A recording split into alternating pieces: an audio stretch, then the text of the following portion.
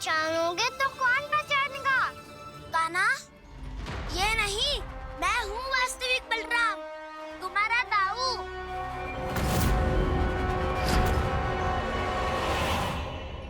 इसके बहकावे में मत आना कान्हा, ये चलिए।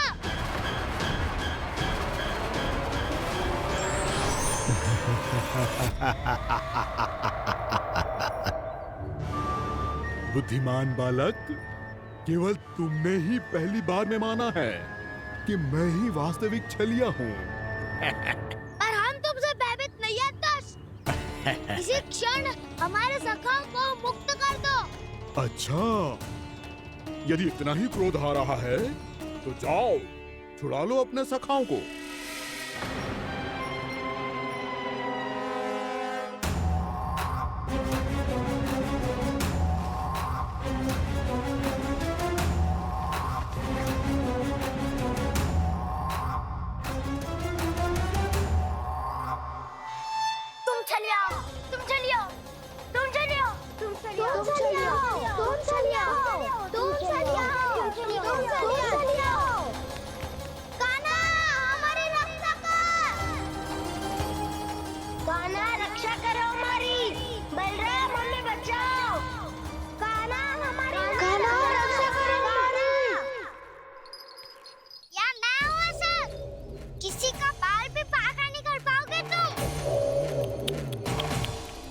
बालक, पर मैंने तो पहले ही तुम्हारे सखाओं को उस कंदरा में पहुंचा दिया है। बेचारे इस समय घबरा के रो रहे होंगे, सहायता की भिक्षा मांग रहे होंगे। जानते हो तुम उन सबका अपहरण क्यों कर पाए? क्योंकि मैंने तुम्हें कर नहीं दिया, ताकि मुझे तुम्हारा सामना करने के लिए एकांत मिल सके। अच्छा।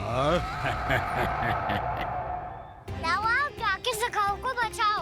इस दुष्ट के लिए मैं पर्याप्त हूँ।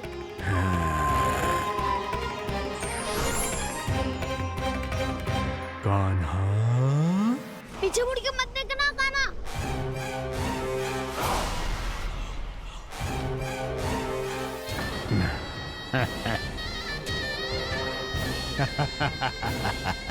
अपने सखाओं की तरह अब तुम भी फंस गए कृष्ण। अच्छी कलाकारी कर लेते हो राणा सर। किससे सिखाया ऐसा स्वांग करना? स्वांग नहीं, माया है ये विद्या मैंने अपने पिताश्री से सीखी है। माया के महान आचार्य मायासुर। तो तुम मायासुर के पुत्र हो, पर जिसके सामने ना माया जाल बुनने का प्रयास कर रहे हो, ये माया के स्वामी है। ये मायाधर विष्णु है। ये बुनने का प्रयास कर रहे हो, ये माया के स्वामी है।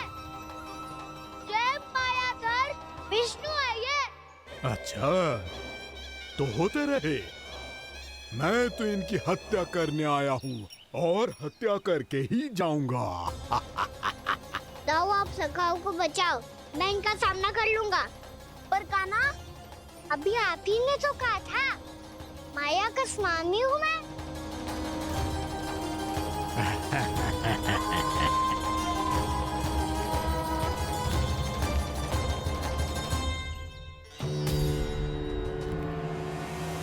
ये तो मथुरा का व्यापारी है। इसको अर्थ वो जो था वो सच में छलिया हो तो कहीं वो नंदमोहन तो ना पहुंच गो। हमें शीघ्र ही गांव जाना पड़ेगा और सबको सावधान करना पड़ेगा। चल।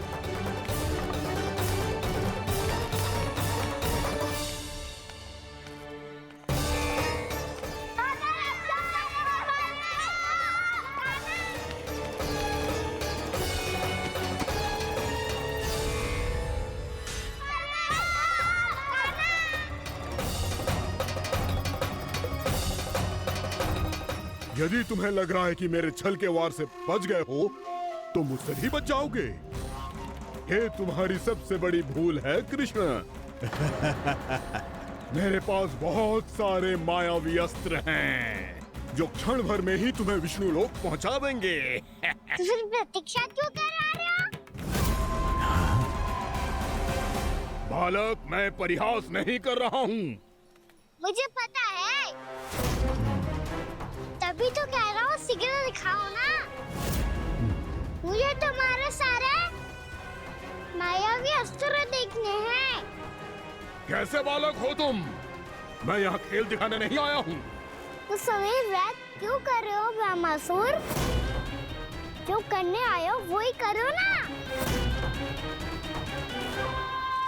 अब देखो कैसे तुम्हारे प्राण एक ही वार में इस देह का साथ छोड़कर उड़ जाएंगे। मेरी मायावी अग्नि तुम्हारे भोले भाले से इस मुख को जलाकर भस्म कर देगी।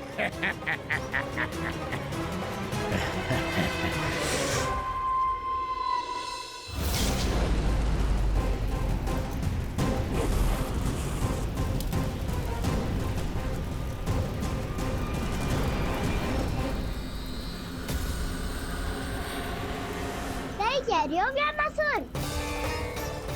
भोला भाला तो दिखता हूँ मैं, भैया भी यही कहती है।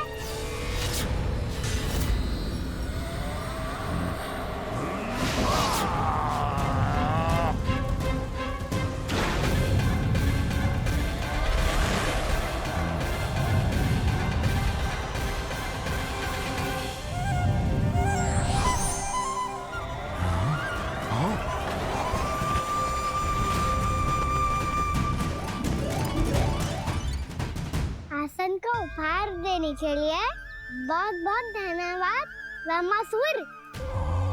बहुत समय से खड़े खड़े थक गया था मैं।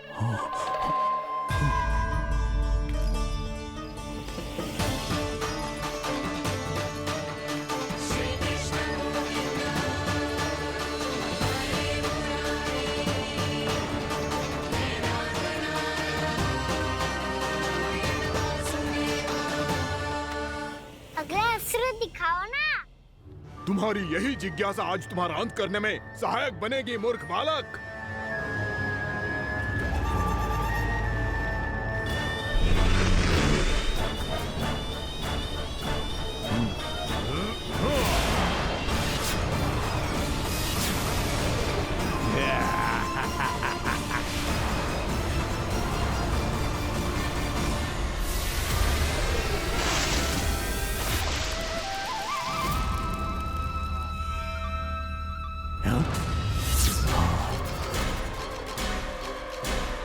अच्छा, पर प्रक्षालन करना चाहती थे तो पहले क्यों नहीं बताया? मुस्कुराना बंद करो। तुम्हारी ये हंसी मुझे कांटों की तरह चुभ रही है। पर मैया तो कहती है कि मेरी मुस्कुराहट फूलों की तरह है।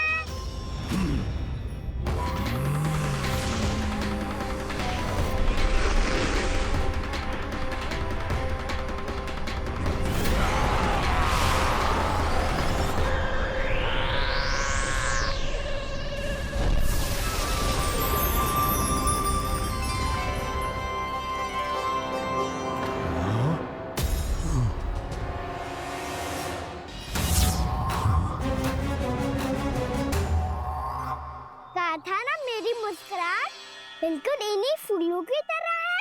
और तुम कर क्या रहे हो मास्टर? कभी आसन दे रहे हो, कभी पद प्रक्षालन कर रहे हो और अब फूल भी चढ़ा दिए। तुम मुझ पे वार करने आए हो कि पूजा करने? तुम्हारी पूजा तो मैं अब ऐसी करूंगा कि तुम मृत्यु के बाद भी मुझे भूल नहीं पाओगे बालक।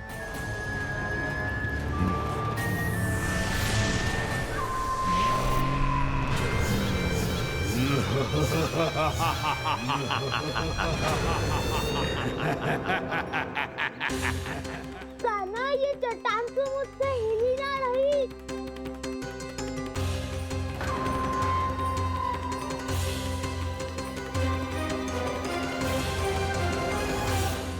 अभी कंदरा के अंदर कुछ क्षणों में ही प्राण वायु समाप्त हो जाएंगे। तुम्हारे सारे सखा एक एक कर अपने प्राण त्याग देंगे। और तुम्हारा वध करूंगा मैं।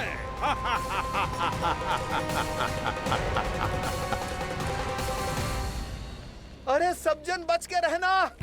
छलिया आया हुआ है वृंदावन में। अरे छलिया आ गया है। वृंदावन में मायावी छलिया। अरे क्या हुआ? कौन छलिया? मायावी छलिया सबको छलता है वो। हाँ, कुछ भी कर सके है वो। बहुत भयानक। अरे भानु ठहर जरा, क्या हुआ? बहुत भयानक है वो, बच के रहना सब लोग। अरे भेष बदल ले तो है वो। हाँ। क्या हुआ? छलिया है वो। अरे पूरी बात तो बताओ।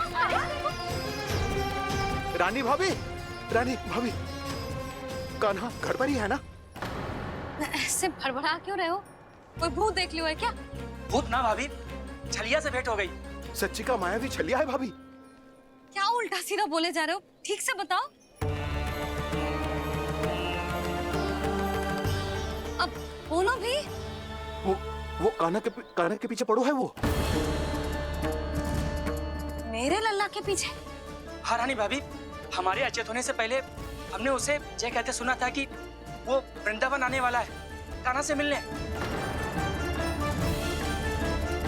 हे नारायण, मेरे कान्हा की रक्षा करना। जसोदा जी, मायावी छलिए से बचना बालकों के बस की बात ना है। जीजी, बालक वन में अकेले हैं।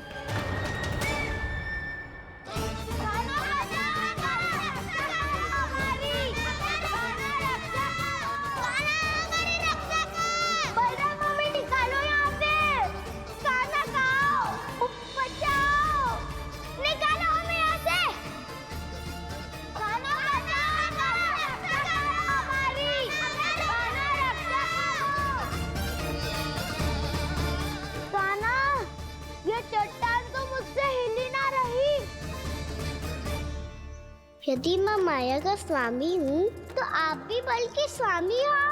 ताऊ, अपनी क्षमता, अपना सामर्थ्य स्मरण करो।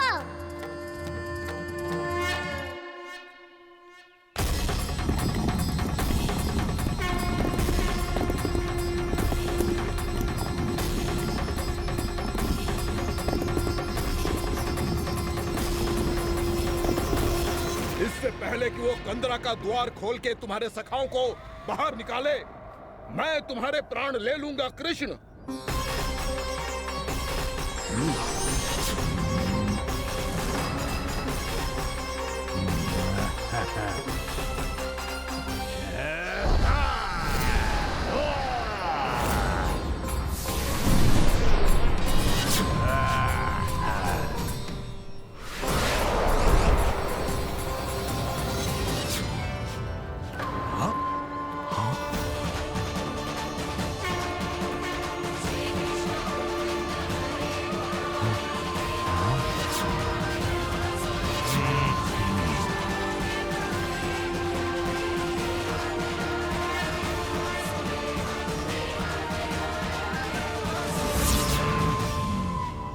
कितनी पूजा करोगे ब्रह्मासुर?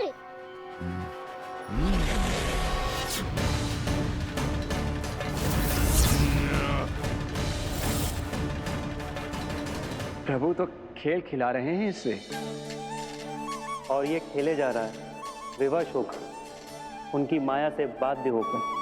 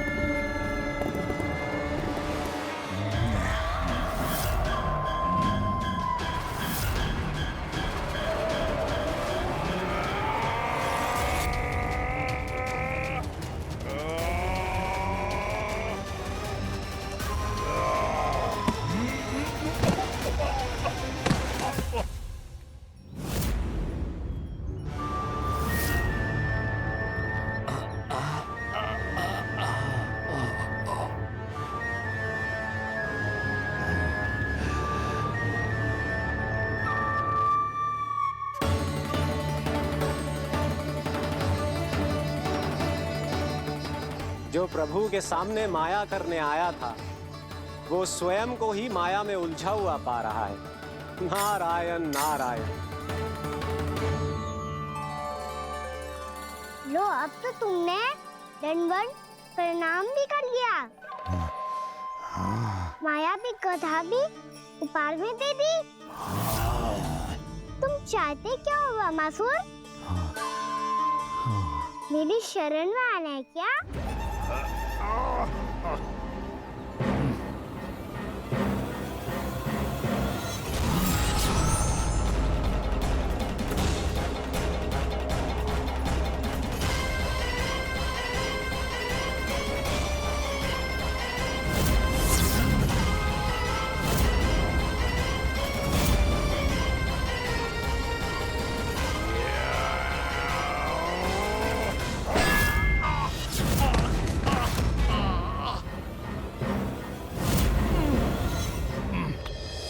सोच विचार का समय ना है हमारे पास। अपने बालकों की रक्षा के लिए इसी क्षण में निकलना होगा। और वो छलिया किसी का भी रूप धारण कर सकते हो। सुलक्षणा तेरा, शांति तेरा या मेरा, किसी का भी रूप धारण करके हमें भ्रमित कर सकते हो। इसीलिए हमें सतर्क रहना होगा। समझ आई? चलो।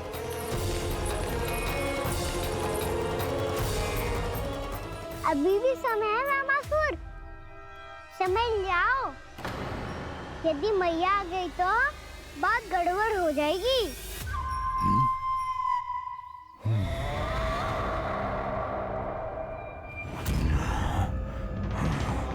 मुझसे झूठ का कोई लाभ नहीं होगा।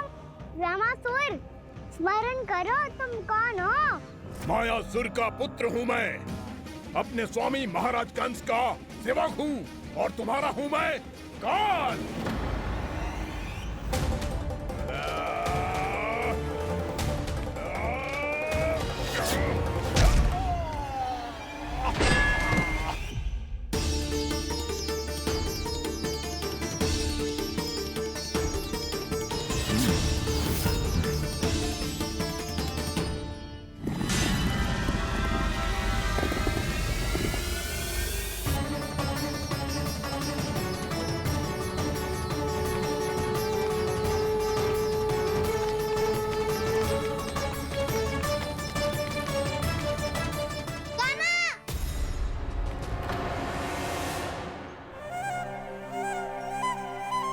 बाबा कहते हैं दुष्टों को पहले बातों से समझाना चाहिए, फिर भी ना माने तो अस्त्र ना उठाना दृढ़ता होती है।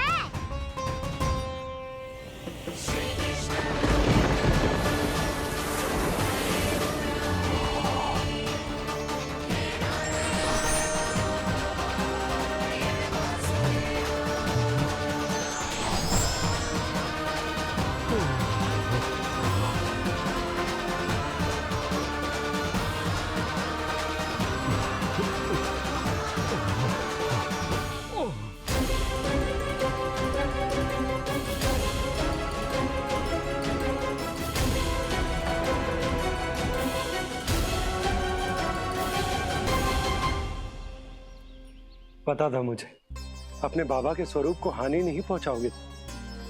सही कही तुमने। पिता की छवि ही पिता के समान भी आनंदीय होती है। वामासुर, वामासुर। ये मैं अपने वास्तविक रूप में कैसे आ गया?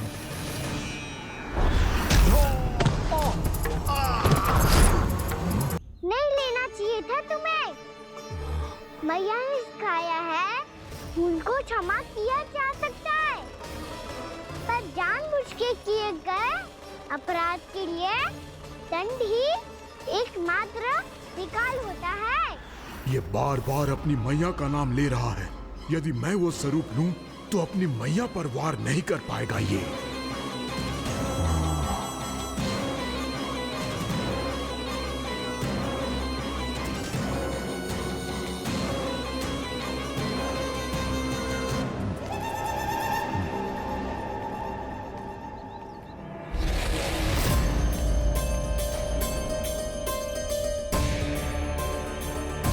लल्ला, मैं तेरी मैया हूँ। अपनी मैया को मारेगा?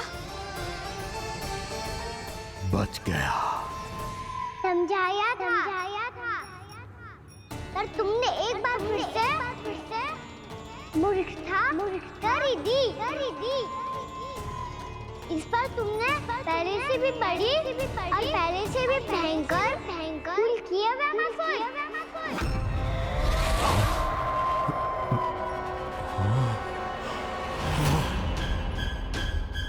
ये क्या हो रहा है मुझे? बार बार मेरा रूप क्यों बदल रहा है?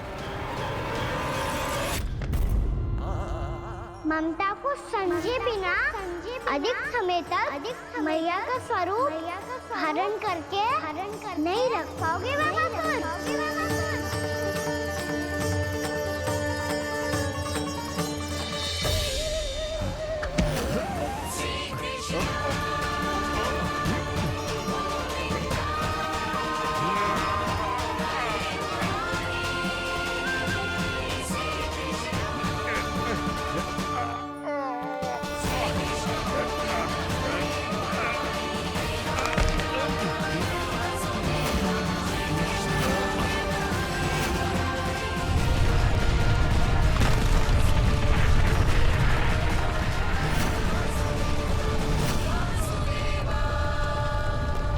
प्रभु के क्रोध से धरती भी कांपने लगी है।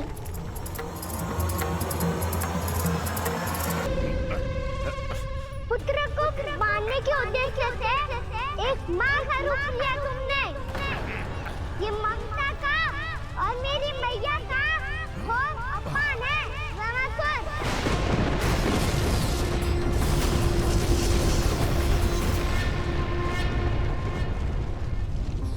इससे पहले इस असुर के कारण निर्दोष प्राणियों का कोई अहित हो, मुझे कुछ करना होगा। यदि मैं माया का स्वामी हूँ तो आप भी बल के स्वामी हो। दाऊ, अपनी क्षमता अपना सामर्थ्य स्मरण करो।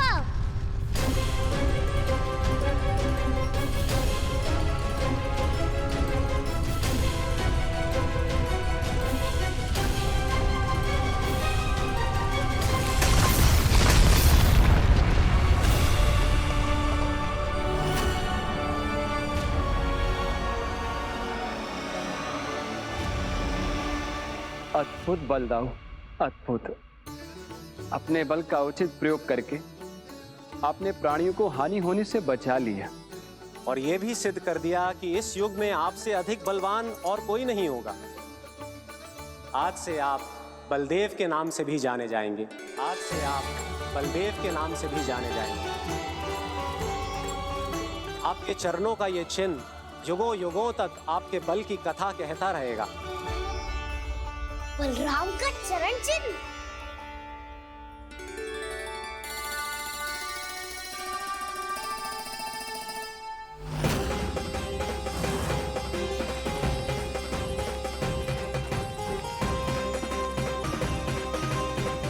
मेरी माया से आज तक कोई नहीं बच पाया है। एक बार मुझे छोड़कर देखो, फिर पता चलेगा कि मैं हूँ कौन। पहले ये तो देख लो कि मैं कौन हूँ।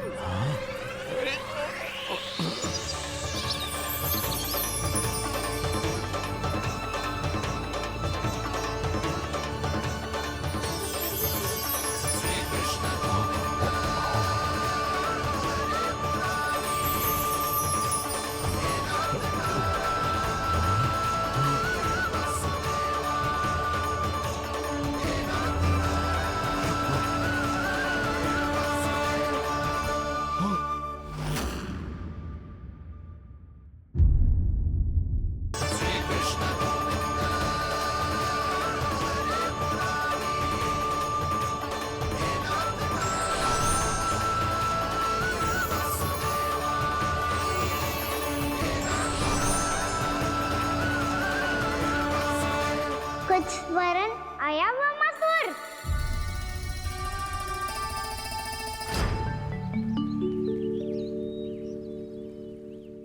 बहुत समय पहले की बात है।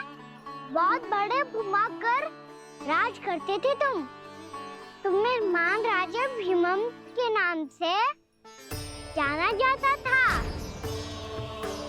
सब कुछ था तुम्हारे पास, पर शांति नहीं थी।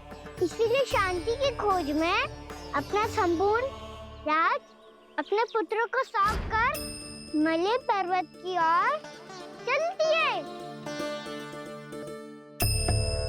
अनेक वर्षों की तपस्या के बाद तुम्हारे तप की कीर्ति चारों ओर फैलने लगी और फिर सच्चे तपस्वी की धूप में तुम्हारी ख्याति से प्रभावित होकर महर्षि उलट तुमसे भेंट करने आए। राजा भीमरथ, आपने ईश्वर की प्राप्ति के लिए सब कुछ छोड़ दिया, पर अपना अभिमान नहीं छोड़ पाए। इसीलिए मेरे आगमन पर सम्मान के साथ खड़ा होना तो दूर, मेरा अभिवादन भी नहीं किया। अभिमान तपस्वी का गुण नहीं होता है राजन, अभिमान राक्षसी गुण है। इसलिए मैं आपको श्राप देता हूँ कि आप अगले जन्म में एक राक्षस के रूप में जन्म लेंगे, एक राक्षस के रूप में जन्म लेंगे। मुझे क्षमा कर दीजिए महर्षि, मैंने जानबूझकर आपका अपमान नहीं किया है। मैं तो यहाँ पर शांति की खोज में आया था। अपने भीतर के संसार में गहरे सोच विचार में डूबा हुआ था मैं। मुझे क्षमा कर दीजिए महर्षि, मुझे क्षमा कर दीजिए। अपनी भूल का आभास प्रायश्चित की ओर पहला पग होता है। मैं अपना श्राप तो वापस नहीं ले सकता, परंतु आपको एक वचन अवश्य दे सकता हूँ। जब भी प्रभु नारायण का अवतार होगा, आपको उचित समय पे वो वरदान देंगे जिसकी आप लंबे समय से प्रतीक्षा कर रहे हैं।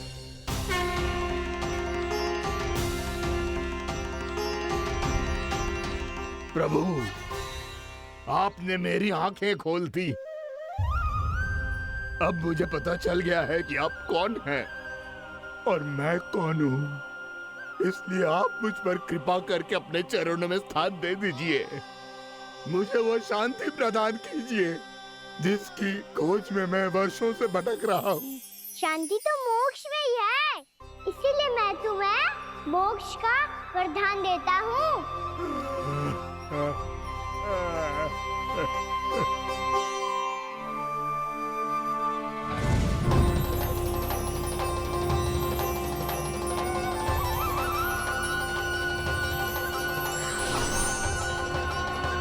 प्रभु की ये लीला सदैव स्मरण रखी जाएगी। इस स्थान को इनका आशीर्वाद मिलेगा और इस कंदरा को व्योमासुर की कंदरा के रूप में पहचाना जाएगा। भविष्य में अनेक ऋषि मुनियों की शरण स्थली बनेगी ये कंदरा। दीदी, ये कोई साधारण बालक ना है। ऐसा चमत्कार कोई साधारण बालक थोड़ी ना कर सकते है। तुम सत्य कह रहे थे बलराम, गाना सच्चे में भगवान ही है। तभी तो सब देवता इसे बसाने और इसकी ओर से युद्ध करने आते हैं। तुम सब ऐसे आंखें फाड़ के क्यों देख रहे हो मुझे?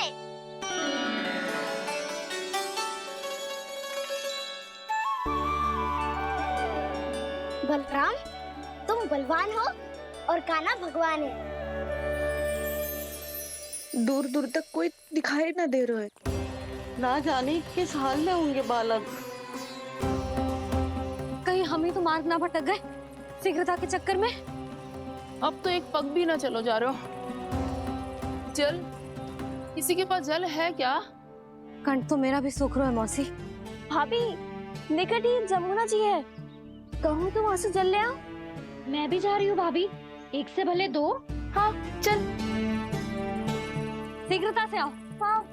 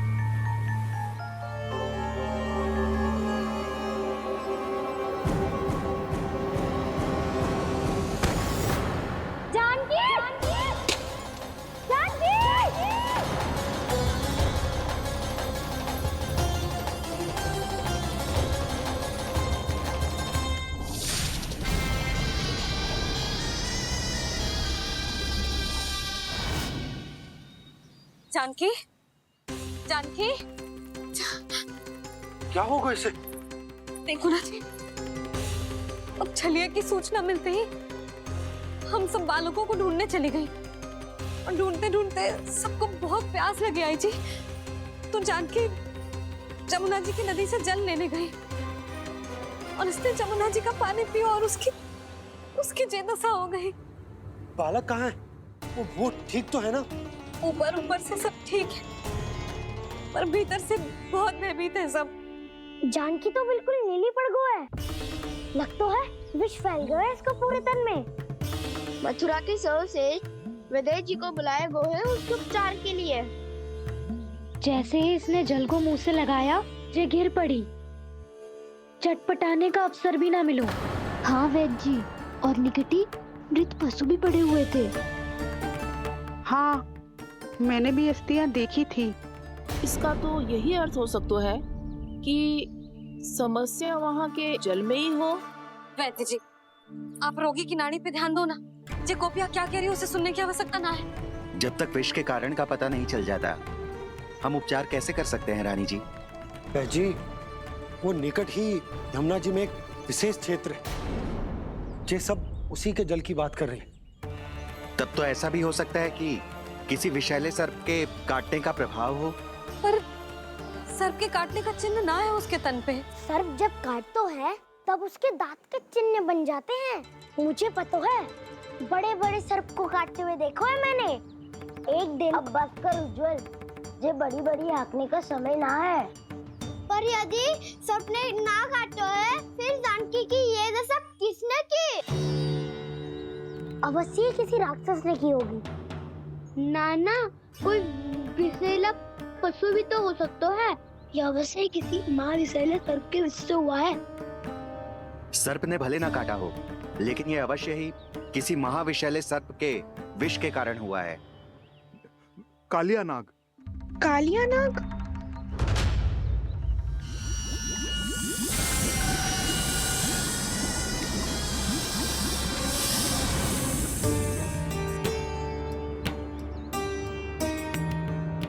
संकेतों से तो ऐसा लगता है कि जानकी ने कालिया नाग के क्षेत्र के विशाल जल पी लियो है।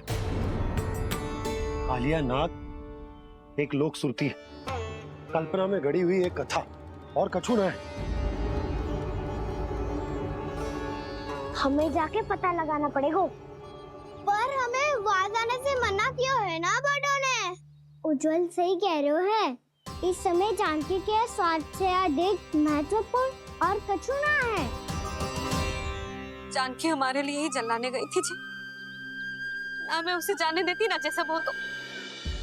वैद्य जी, आप शीघ्र कछु करो, कैसे भी कछु भी करो, पर इसके प्राण बचा लो। यशोदा, धैर्य रखो, श्री नारायण पर विश्वास रखो, वो सब ठीक करते हैं।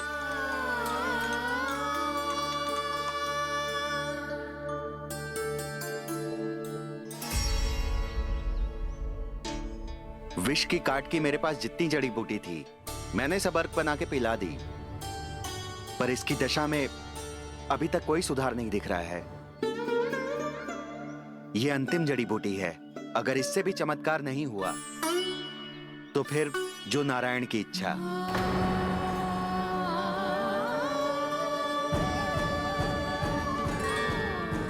पर कोई तो उपाय होगा जानकी को बचाने का।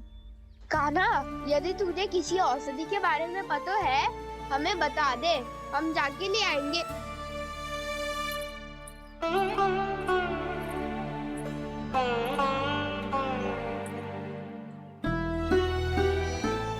हे नारायण, हे प्रभु, मेरी जानकी के प्राण बचा ले प्रभु। या तो मैं अपने आप को कभी क्षमा न कर पाऊंगी। ये सारी मेरे ही कारण बनाई थी। उसकी रक्षा करो प्रभु, मेरी पुकार सुनो। कान्हा, तूने हमें बकासुर से बचाया था ना? और बकासुर से भी तो, और छलिया से भी तो तूने ही बचाया था ना हमें। क्या ऐसा कोई उपाय ना है जानकी को बचाने का? धन्वंतरी,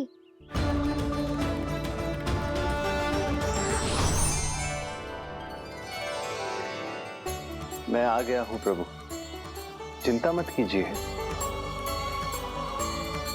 आपके आदेश का पालन अवश्य होगा। यशोदा मैया,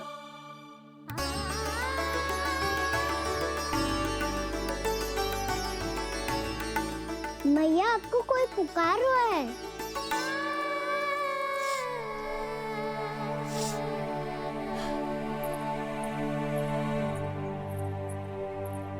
चिंता मत करो मैया, अब धन्वंतरी जी आ गए हैं और सब संभाल लेंगे। धन्वंतरी जी कौन है? जिन्होंने संसार का आयुर्वेद दिया, आरोग्य के देवता, वे श्री नारायण के अवतार।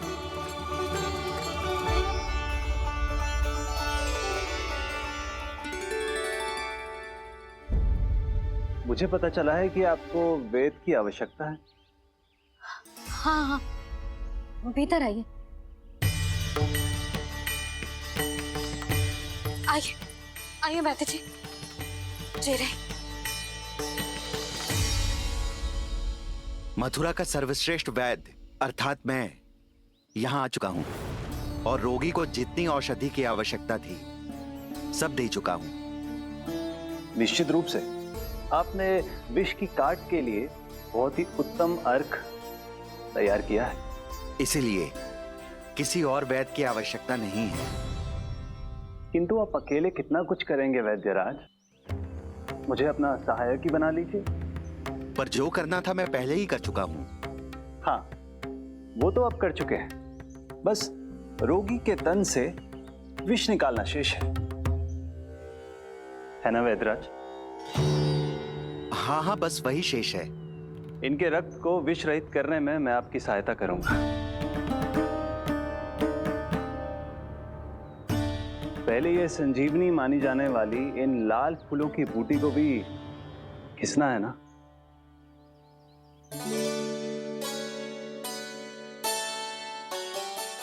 हाँ हाँ, तुम सही कह रहे हो, इसे अच्छे से घिसो।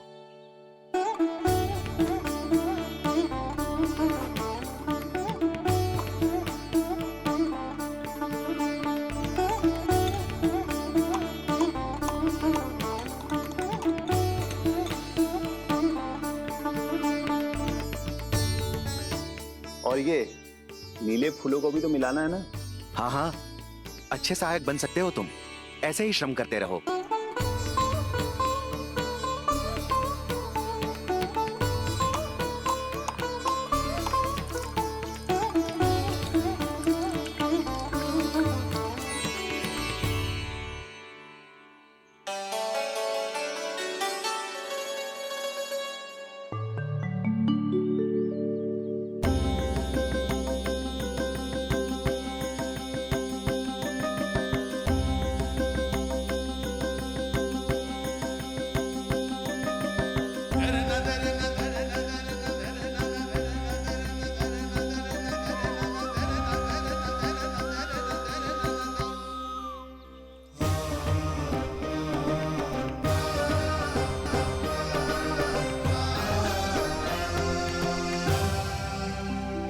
जानकी स्वस्थ तो हो जाएगी ना धन्वंतरी जी?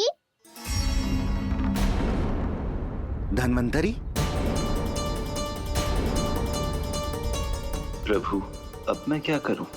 आपने तो स्वयं ही मेरी पहचान उजागर कर दी। जी क्या करो कान्हा? आप सब ऐसे क्यों देख रहे हो? मैया कहती है ना, सभी वैद्य धन्वंतरी जी का ही रूप होते हैं। वाह कृष्णा, चतुर तो हो तुम। वैसे वास्तविक धन्वंतरी मैं हूँ, मेरा अर्थ है वास्तविक वैद्य मैं हूँ। ये तो मेरा सहायक है, मुझे पूरा विश्वास है बिल्कुल ठीक हो जाएगी। वैसे ही थोड़े ना मुझे मथुरा का सर्वश्रेष्ठ वैद्य कहते हैं लोग।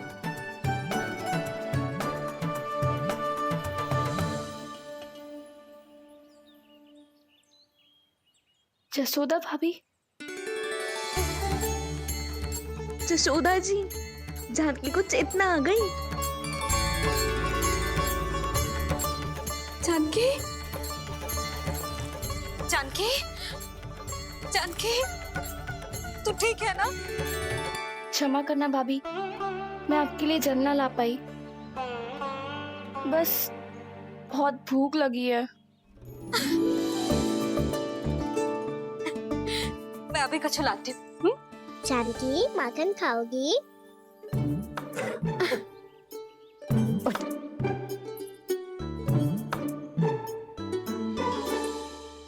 आजा, तू ही खिला दे लल्ला।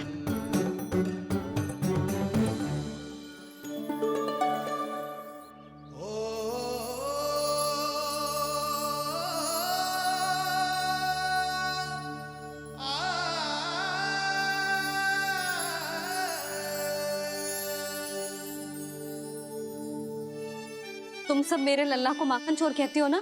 आज देखो, अपना ही माखन जानकी को खिला रहे है।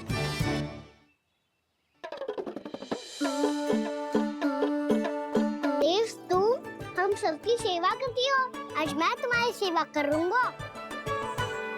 जानकी की जिज्ञासा तब हुई जब जय यशोदा काकी की सेवा कर रही थी, और अब देखो स्वयं भगवान ही इसकी सेवा कर रहे हैं। जानते हो इससे क्या सिद्ध होता है? जो भी यशोदा मैया की पूजा करेगा, अर्थात अपने माता पिता की सेवा करेगा, उनके साथ सम्मान से व्यवहार करेगा, ईश्वर स्वयं उसका ध्यान रखेंगे। कभी धन्वंतरी के रूप में तो कभी स्वयं कान्हा के रूप में। भक्त और भगवान का देखो कैसा ये अनुराग, स्वयं करे सेवा प्रभु, अद्भुत गोपी का भाग्य। प्रभु इन सब पृथ्वीवासियों से कितना घुल मिल गए हैं। ना तो ये प्रभु को भगवान मानते हैं और ना ही प्रभु अपने आप को इनसे सर्वश्रेष्ठ समझते हैं। अपने आचरण से ये सिद्ध कर रहे हैं कि ये सभी में हैं और सभी इनका ही अंश है।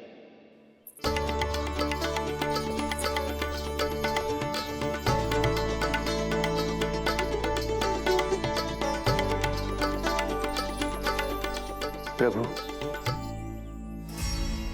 अब मुझे जाने की आज्ञा दीजिए।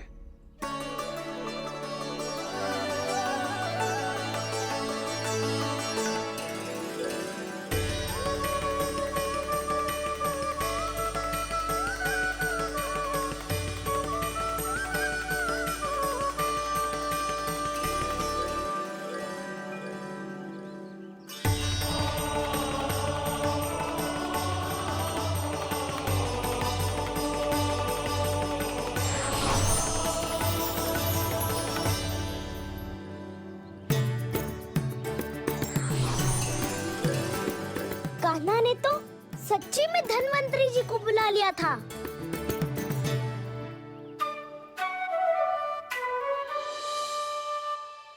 जब से कान्हा का जन्म हुआ है ना, मैं तब से देख रही हूँ, तब से हम पे कोई भी संकट आती है ना, तो अचानक से कोई अपरिचित हमारी सहायता करने आ जाता है, और जाते समय कान्हा की आज्ञा लेके जाते है, और कभी कभी तो इसे प्रभु बोल के जाते है। बाबा संभालो।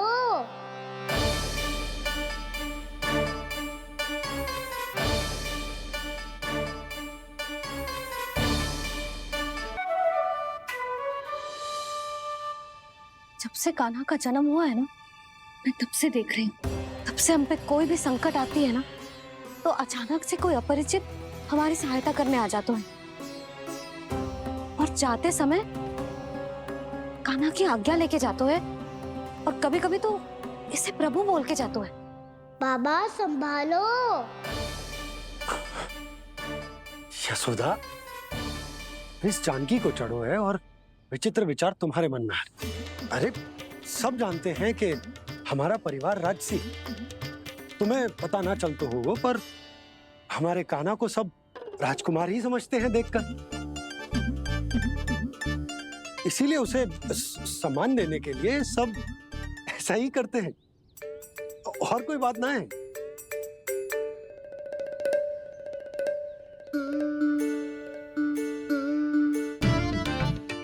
अब जी मेरे लल्ला को ऐसे क्यों घूर रहे हैं? बुरी दृष्टि लगाएंगे क्या? वैद्यराज जी, आपके सहायक तो गए, अब आप यहाँ क्यों? वो क्या है ना, मैं अपने रोगी का निरीक्षण करके पूरी तरह से संतुष्ट होकर ही जाता हूँ।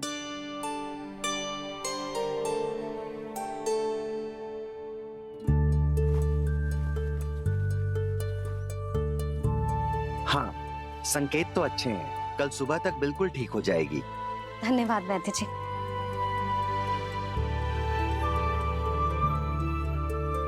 बस तो फिर हम कल पकड़न पकड़ाई खेलेंगे जानकी।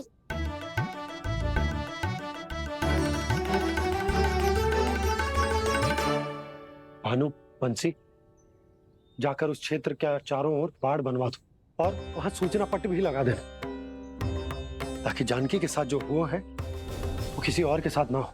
शीघ्र जाओ। जी ठीक है।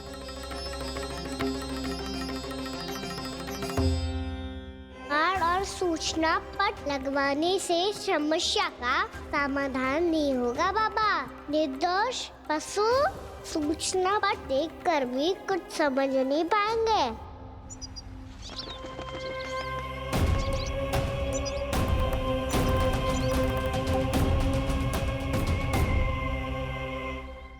तो तुम्हारे कहने का अर्थ यह है कि व्योमासुर मारा जा चुका है और वो बालक अब भी जीवित है।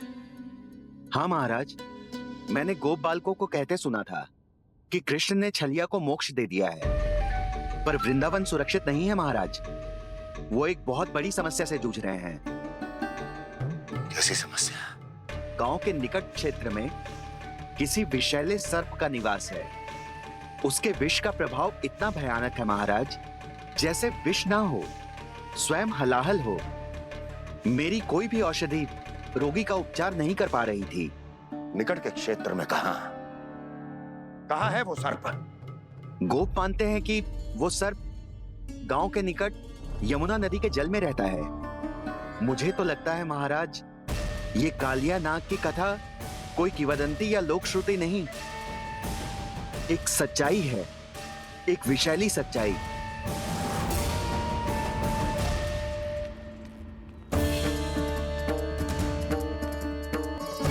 कालिया का सामना करने का समय आ गया है, पर उससे पहले मुझे बुलाना होगा उन्हें।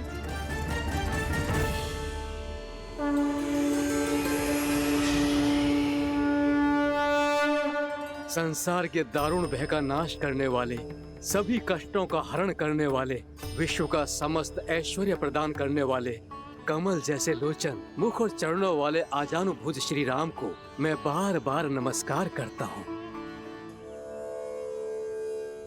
आपदामपहर्तारं दातारं सर्व संपदाम लोकाभिरामं श्री रामम भूयो भूयो नमाम्यहम्।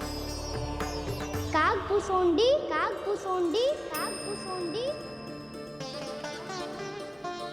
प्रभु क्षमा करें, मुझे जाना होगा।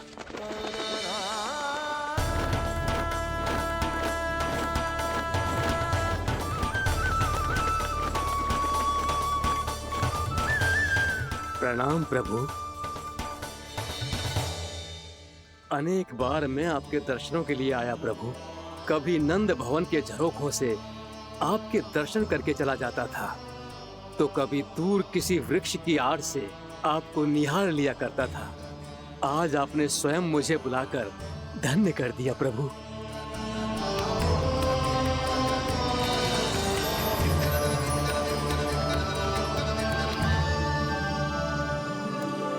मैंने आपको यहाँ एक विशेष कारण से बुलाया है। आपके श्राप से इस कालिया नाग को मुक्त करने का समय आ गया है। ये तो बहुत ही उत्तम समाचार है प्रभु। इतने वर्ष बीत गए, मुझे आज भी स्मरण है वो दिन जब मैंने उन्हें श्राप दिया था। अपने क्रोध पर नियंत्रण खोकर बहुत बड़ी भूल कर दी थी मैंने प्रभु। बीती हुई घटनाओं पर दुखी होके कोई लाभ नहीं है। हमें भविष्य की ओर देखना होगा।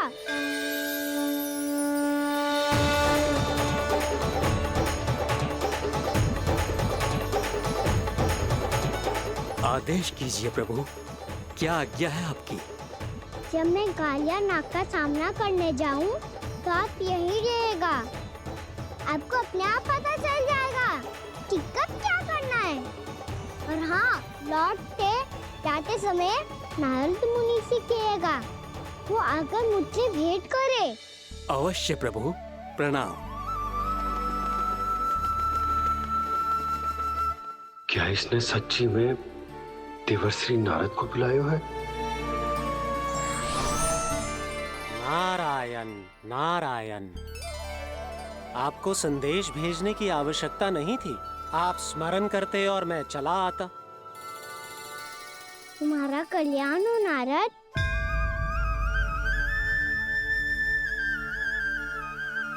मैंने तुम्हें एक विशेष कार्य के लिए बुलाया है। आज्ञा दीजिए प्रभु। तुम्हें एक बार फिर कंस से भेंट करनी होगी। विचार कीजिए महाराज, क्या आप बिना किसी शंका के कह सकते हैं कि कौन सी पंखुड़ी पहली है और कौन सी आठवीं? उस दुष्ट से भेंट करना स्वयं कीचड़ में उतरने के समान है प्रभु। कमल पुष्प प्राप्त करना हो तो कीचड़ में उतरना पड़ता है नारद। आपका आदेश तो मैं स्वप्न में भी नहीं टाल सकता प्रभु। कंस कालिया नाग के बारे में जान गया है, पर वो उसका सामना करने का साहस नहीं कर पाएगा। मैं आतुर हूँ प्राप्ति, मूर्ख नहीं। मेरी बुद्धि फिर नहीं गई है। मैं स्वयं उस कालिया जैसे महाविषैले सर्प के सामने खड़ा हो जाऊं और अपने ही काल को आमंत्रित कर लूं। तो फिर अपने लाभ के लिए उसका प्रयोग करने का कोई और उपाय सोचिए स्वामी। कुछ ऐसा कीजिए कि यमुना नदी का पूरा जल विषैला हो जाए और वृंदावन वासी उसका उपयोग करे, और आपका काल कहलाने वाला वो बालक स्वयं काल के गाल में चला जाए। उत्तम उत्तम सुझाव है प्राप्ति। अब मुझे उस कालिया तक पहुंचने का मार्ग ढूंढना होगा। उसको विवश करने का कोई उपाय ढूंढना होगा, क्योंकि व्यक्तिगत रूप से उससे भेंट करना असंभव है। असंभव। आप सही कह रहे हैं प्रभु। कंस में उतना सामर्थ्य नहीं कि वो कालिया नाग का सामना स्वयं कर सके। वैसे तो कालिया गरुड़ देव का भी सम्मान नहीं करता, तो फिर वो कंस का सम्मान क्यों करेगा भला? नहीं करेगा, पर कंस तुम्हारा सम्मान अवश्य करेगा नारद। तुम्हारी बातें भी सुनेगा और मानेगा भी। ये मेरी योजना का बहुत ही महत्वपूर्ण भाग है। तुम कंस के पास जाओ और कहो कि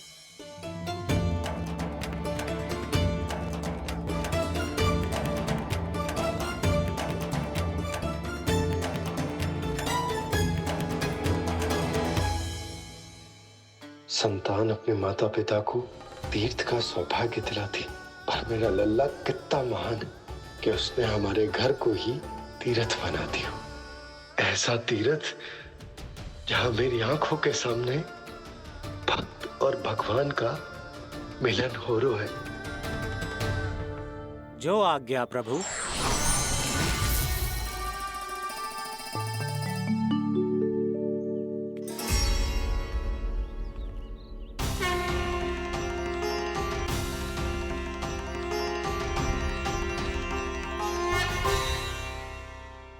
बाबा। कान्हा, ये सब क्या चल रहा है? पहले काक भुसुंडी जी और फिर जे नारद जी। क्या योजना बना रहे हो तुम? कान्हा, बताना लल्ला, क्या सोच रहे तू? कान्हा देख, अगर तुझे अपने बाबा को ना बताना हो ना, अपने भक्त को बता दे।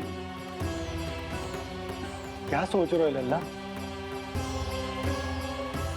क्या करने वाले हो आप?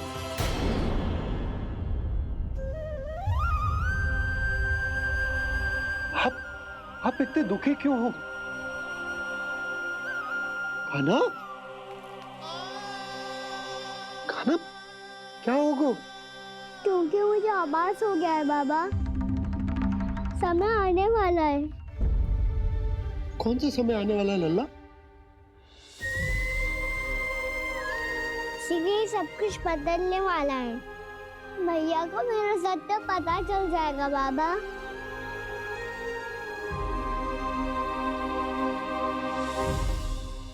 पर लल्ला, इसका काक भुसुंडी और कालिया नाग से क्या संबंध है? ऐसा क्या हुआ था और क्या होने वाला है?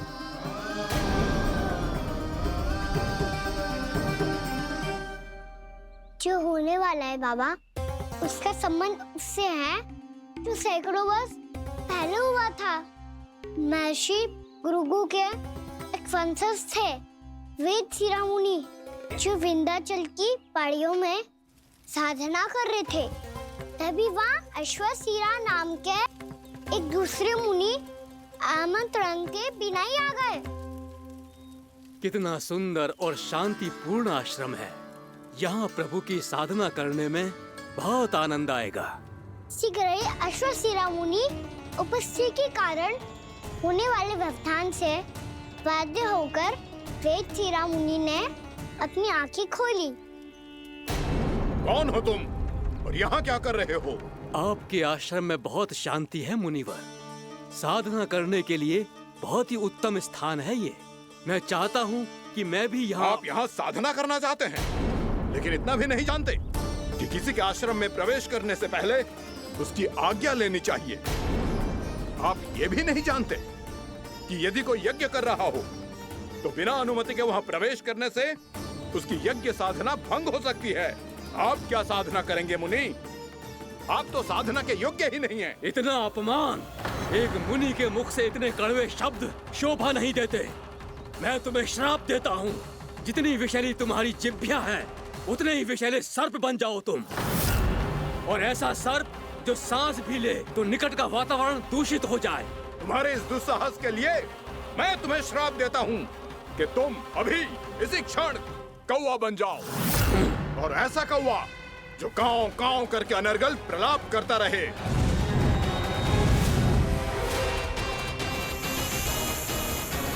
ये मैंने क्या किया? ये मैंने क्या किया? क्रोध के कारण दोनों ने एक दूसरे को श्राप दे दिया।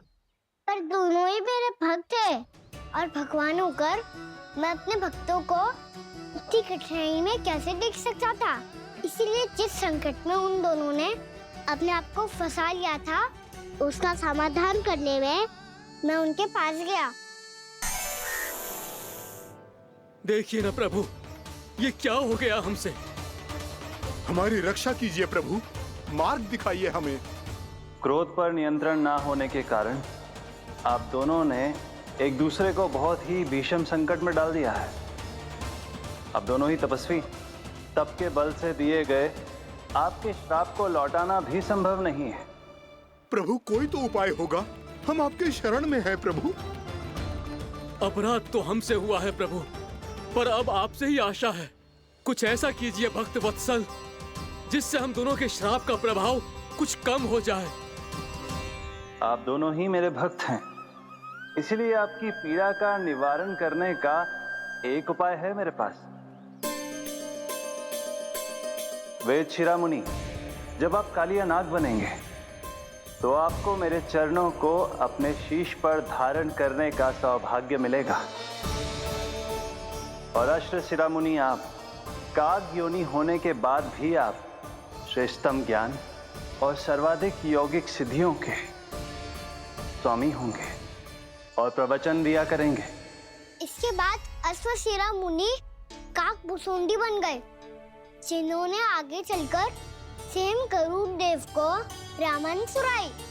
और मुनि वेदशिरा, महर्षि कश्यप और देवी कैत्रियों के पुत्र कालियानाग बनकर जल में। और अब वही कालियानाग जमुना जी में, जिनके कारण जानकी के प्राण लगभग चले ही गए थे। अब कालियानाग को उचित स्थान पर भेजने का समय आ गया है बाबा। पर ये तो अच्छी बात है कान्हा, वेदशिरा मुनि को दिया हुआ तुम्हारा वचन भी पूरा हो जाएगा, जमुना जी की शुद्धि भी हो जाएगी। इस सब के बाद भी तुम दुखी क्यों हो? क्योंकि इसके बाद मैया के सामने मेरा रहस्य खुल जाएगा बाबा। उन्हें पता चल जाएगा कि उनका बालक कोई साधारण बालक ना है। भविष्य में जो होने वाला है उसे सबके सामने घटने से रोकना मेरे लिए भी संभव ना होगा। मैया को सब पता चल जाएगा। क्या पता चल जाएगा रे मुझे?